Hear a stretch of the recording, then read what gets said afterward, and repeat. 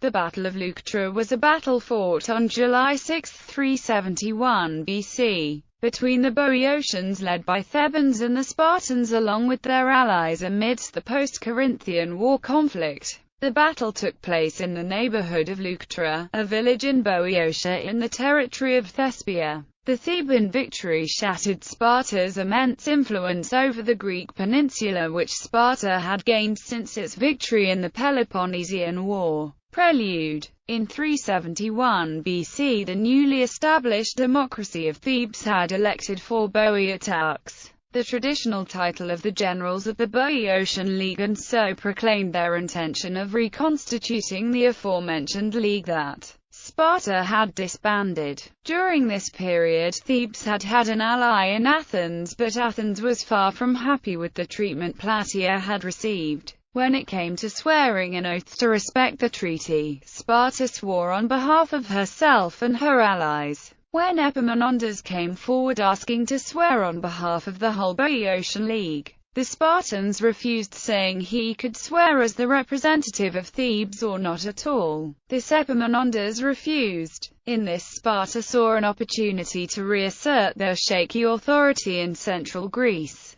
Hence, they ordered the Spartan king, Cleombrotus I, to march to war from Phasis, rather than take the expected, easy route into Boeotia through the usual defile. The Spartans marched over the hills via Thisba and took the fortress of Crusis before the Thebans were aware of their presence, and then proceeded to Leuctra, where they were confronted by the Boeotian army. Only when a 7th arrived who sided with Epaminondas was the decision made. In spite of inferior numbers and the doubtful loyalty of his Boeotian allies, the Boeotians would offer battle on the plain before the town. The size of the armies. Several ancient writers give figures for one or both of the armies, but unfortunately they are contradictory and in some cases unbelievable. Modern scholars' estimates have varied from 6,000 to 9,000 for the Boeotian force. For the Spartan side, most modern scholars favor Plutarch's figure of 10,000 in infantry and 1,000 cavalry. Battle. The battle opened with the Spartans' mercenary peltasts attacking and driving back the Boeotian camp followers and others who were reluctant to fight.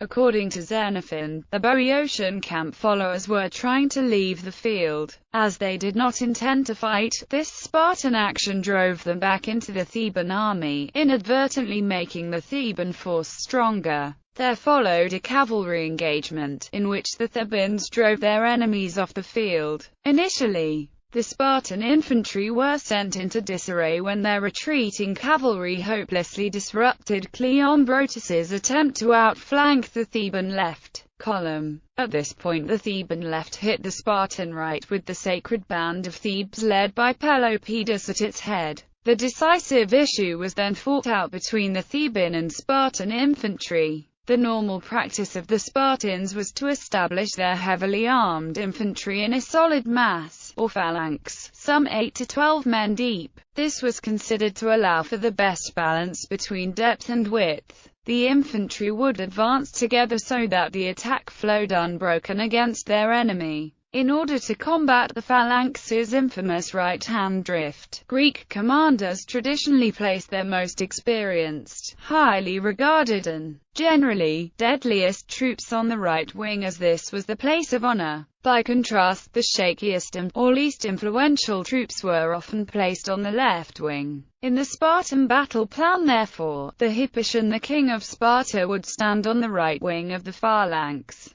In a major break with tradition, Epaminondas massed his cavalry in a 50-deep column of Theban infantry on his left wing, and sent forward this body against the Spartan right. His shallower and weaker center and right-wing columns were drawn up so that they were progressively further to the right and rear of the preceding column. In the so-called echelon formation, the Theban center and right was held back, screened by skirmishers and cavalry. The infantry engaged, and the Thebans smashed the Spartan right wing. The Spartans' 12-deep formation on their right wing could not sustain the heavy impact of their opponent's 50-deep column. The Spartan right was hurled back with a loss of about 1,000 men, of whom 400 were some of Sparta's most experienced soldiers, including King Cleombrotus I.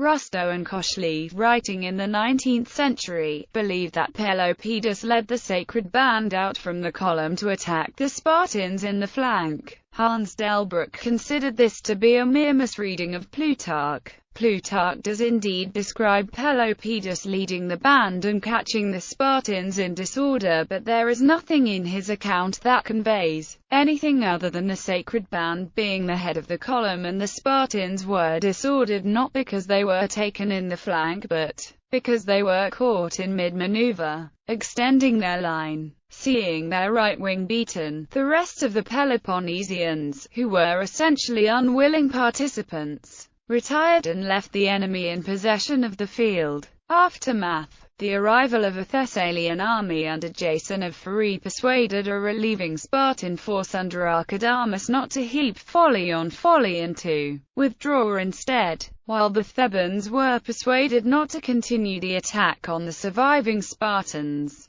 The Thebans somewhat burnt the rules by insisting on conditions under which the Spartans and allies recovered the dead and by erecting a permanent, rather than perishable trophy, something that was criticized by later writers. Historical significance. The battle is of great significance in Greek history. The use of these tactics by Epaminondas was, perhaps, a direct result of the use of some similar maneuvers by Pagandus, his countryman, during the Battle of Delium. Further, Philip II of Macedon, who studied and lived in Thebes, was no doubt heavily influenced by the battle to develop his own, highly effective approach to tactics and armament. In turn, his son Alexander would go on to develop his father's theories to an entirely new level. Many innovations of Philip and Alexander are traced to this battle. Concentration of force, refused flank and combined arms are tactics that they used in many of their battles.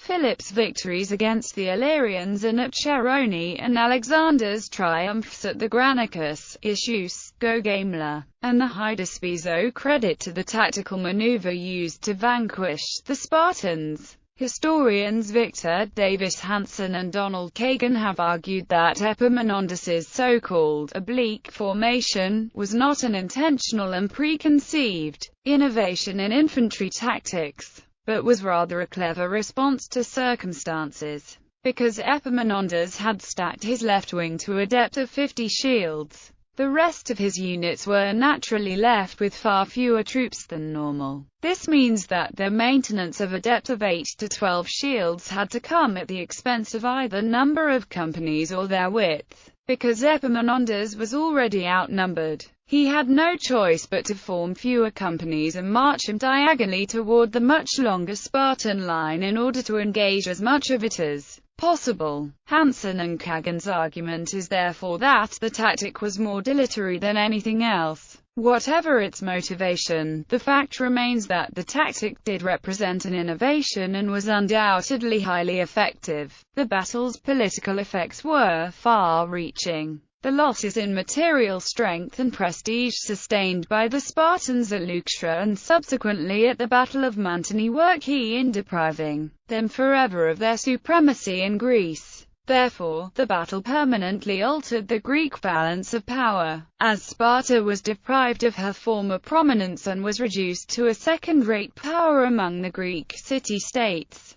Theban supremacy in Greece was short-lived as it was subsequently lost to the Macedonians led by Philip II. In popular culture, the battle is fictionalized, though in some detail, in David Gemmell's book, Lion of Macedon, which includes the significant deviation from historical canon in that it is credited to a young Parmenio instead of Epaminondas, who serves merely to gain permission to carry out the echelon tactic. The battle is also the subject of Victor Davis Hansen's 2011 historical fiction novel, The End of Sparta. The battle was also featured in an episode of the BBC's Time Commanders.